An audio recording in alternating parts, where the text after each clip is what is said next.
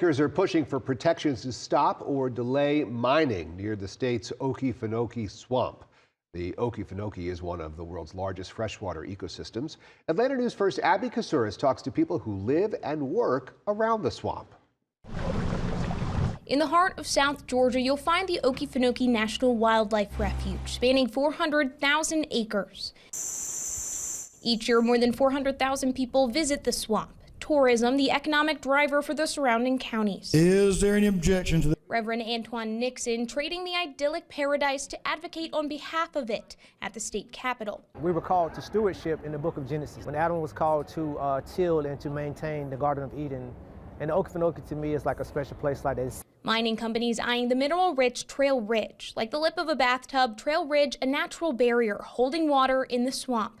Rena Peck with Georgia River Network fears messing with Trail Ridge would mess up the swamp's equilibrium. There's times when we have to cancel our trips because the water's so low. House Representative Darlene Taylor sponsoring two bills. One, a compromise bill, a 5-year moratorium on mining. The other, known as the Okefenokee Protection Act, would ban mining on Trail Ridge. I'm just here to advocate for objectiveness, private property rights. Everybody should have their day to be heard. Drew Jones, Charlton County Commissioner, arguing in favor of mining. This summer, he showed us the county's shuttered hospital, saying the county's tax digest is in desperate need of a boost. And our problems remain. We have local needs. People want longer library hours. We got broken sidewalks or trip hazards. We've got all these local needs. We're nearing crossover day, which is a crucial midway point. These mining bills will need a vote by the committee and a vote in the House, or else they'll effectively be done and can only be taken up next year.